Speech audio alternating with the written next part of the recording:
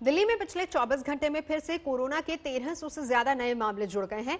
देश की राजधानी दिल्ली में अब कोरोना के मामले 27,000 से भी ज्यादा हो चुके हैं।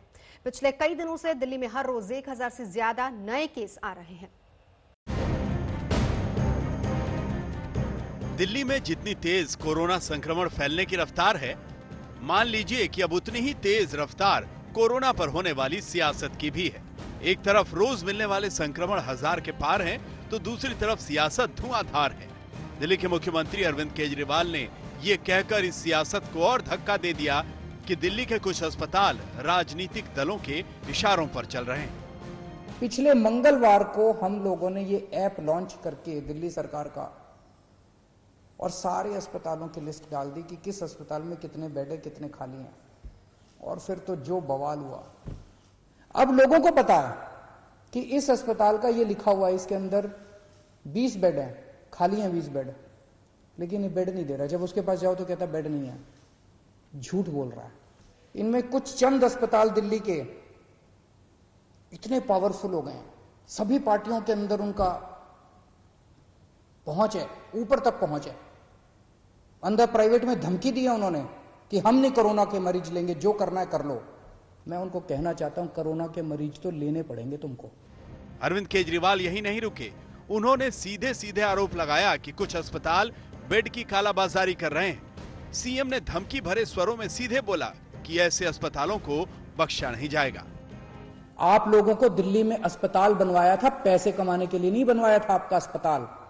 आपका अस्पताल बनवाया था दिल्ली के लोगों की सेवा करने के लिए। ऐसी महामारी के दौर में मोस्टली अस्पताल सेवा कर रहे हैं, मोस्टली अस्पतालों का पॉजिटिव एटीट्यूड है, लेकिन जो 2-4 अस्पताल इस गुमान में है कि वो अपनी दूसरी पार्टी के अकाउंट जो बैठे हैं उनके जरिए वो अगर कुछ करवा लेंगे, वो अपनी ब्लैक मार्केटिंग करेंगे, तो उनको मैं आज चेतावनी देना चाहता हूं कि ये बख्शा नहीं जाएगा उनको। अरविंद केजरीवाल ने उन प्राइवेट अस्पतालों को भी चेतावनी दी है जो अपने अस्पतालों में 20% बेड कोविड मरीज के लिए आरक्षित नहीं कर रहे हैं। जितने ये प्राइवेट अस्पताल हैं, जिसकी लिस्ट है, जिसको कहा गया है कि अपने अस्पताल में कोरोना की इलाज करो, एक के मालिक को कल से बुला रहे हैं। एक का मालिक आ रहा है, उनसे पूछ रहे हैं, उनसे साफ साफ कहा जा रहा है कि देखो कोरोना के मरीजों का इलाज तो करना पड़ेगा। इसके अलावा अगर तुम्हारी कोई समस्या है तो बताओ। इसके ऊपर कोई नेगोशिएशन नहीं होगी कि इलाज नहीं करेंगे, इलाज तो करना पड़ेगा। 20% बेड रखने पड़ेंगे। कुछ लोग कहते हैं जी 20% बेड कैसे रखे हैं, हमारी व्यवस्था नहीं है, तो ठीक है 20% मत करो, पूरे 100% बेड आपके कोरोना के लिए कर देते हैं। दरअसल टेस्टिंग को लेकर केंद्र सरकार और दिल्ली सरकार के बीच जबरदस्त टकराव हो रहा है। केंद्र सरकार का आरोप है कि दिल्ली सरकार पर्याप्त टेस्टिंग ही नहीं करा रही। एक टेस्टिंग की लेबोरेटरी से 710 लेबोरेटरीज हमने क्रिएट की हैं। एक दिन में 1,40,000 टेस्ट हम क्रिएट कर रहे हैं। और आज भी दिल्ली में जो डीएसटी के अंदर बायोटेक्नोलॉजी में लैब्स क्रिएट किए, वहाँ पर आज भी सैंपल्स नहीं पहुँच रहे हैं।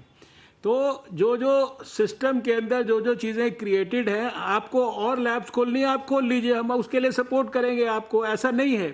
बट डोंट ब्लेम जो इंस्टीट्यूशनलाइज्ड मैकेनिज्म्स हैं, रिप्यूटेड मैकेनिज्म्स हैं। कांग्रेस की तरफ से भी ऐसे ही आरोप लगाए गए कि दिल्ली सरकार लोगों को प्राइवेट अस्पताल में जाने के लिए मजबूर कर रही है। कभी वो 7 अप्रैल को 30,000 बेड की दावेदारी करते थे कि दिल्ली में इतने बेड्स मौजूद हैं, कोई परेशानी दिल्ली के लोगों को मैं नहीं आने दूंगा। सवाल ये उठता है कि इतनी व्यवस्थाएं हैं तो फिर लोग मर क्यों रहे हैं? मरीजों को अस्पतालों में बेड नहीं मिल रहे हैं। मरीजों के जो परिवार वाले हैं वो मजबूर खड़े हैं कि लेके कहां जाएं, और अपने परिजनों को मरता हुए देख पा रहे हैं। तो ये सवाल पूछना लाजमी है केजरीवाल साहब से कि आपकी व्यवस्थाओं का हाल ऐसा क्यों है। एक दूसरे पर आरोप प्रत्यारोप जारी है, साथ ही फैलता जा रहा है दिल्ली में कोरोना का भयानक संक्रमण। सवाल ये है कि ऐसे बुरे समय में राजनीतिक दल एक दूसरे की कमियां निकालने के बजाय एक साथ संकट से निकलने का समाधान क्यों नहीं निकाल रहे। दिल्ली से पंकज जैन के साथ आज तक ब्यूरो।